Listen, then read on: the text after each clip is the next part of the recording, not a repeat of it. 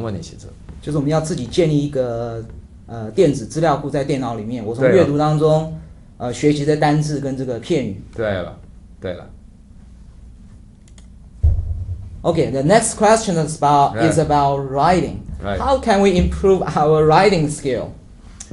The first thing I think is to recognize that for most intermediate language learners, the biggest problem in writing is vocabulary. Mm-hmm. The learners are very concerned about their grammar. They think they make many mistakes in grammar. I have corrected many, many, many examples of writing. It's almost 50% vocabulary, words that are used not quite correctly, phrases that are not quite complete, so that the first thing about writing is it relates back to reading, it relates back to increasing your vocabulary. So that's point number one. Point number two, as a general bit of advice, keep your sentences short until you are very confident. Many people, they write sentences that are simply too long and it becomes confusing. So that if you can train yourself to use short and clear sentences and you continue to read, soon you will be able to make somewhat more complex sentences. You know, the house which was on the hill. You will start to be able to make those complex sentences, but I regularly, the most common thing I do is I tell people, shorten the sentences, a short sentence. Each sentence has one clear thought in it. The other thing is, when you write, make mistakes. Make mistakes. Write often, don't think about it too much. Try to write as if you are speaking. Mm-hmm. And write it and make mistakes. And let the teacher correct you.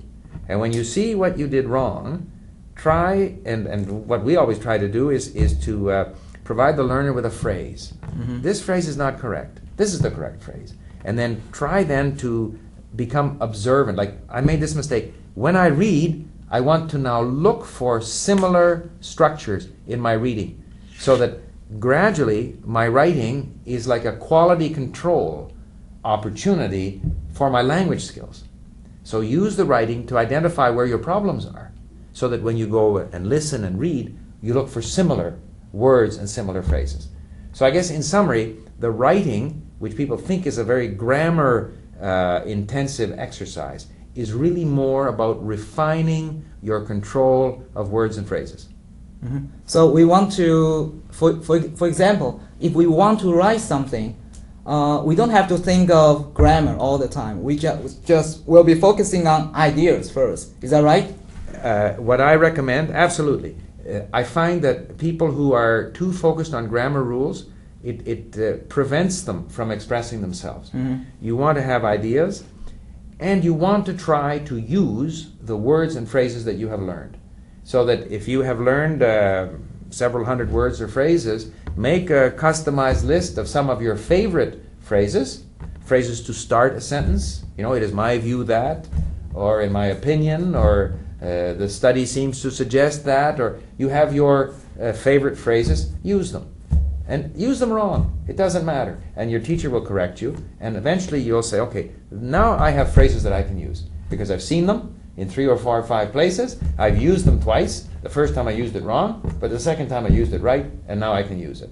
Mm-hmm. So try and write naturally and learn from your mistakes. Mm-hmm. 还有一个问题就是你根据你学习语言的经验，什么是最有效率学习语言的这个方法？我们今天所讲的都可以属于这种最有效的方法，就是要从你感兴趣的内容，要很集中的学。我学习英语言的时候，我不会说从现在起我每一个礼拜一次要上课，我要学什么韩国话了，上一次课没有用。我决定要学习语言，那必得每一个礼拜6天要工作要学习，那不是说5个钟头，但是要听30分钟、40分钟，要阅读30分钟、20分钟，要学习字，就是要集中。那是第二，所以你感兴趣的东西，所以我是愿意听，不是强迫我听。第二，要差不多每一天学习，要重视词汇量，从听阅读里头学会词汇。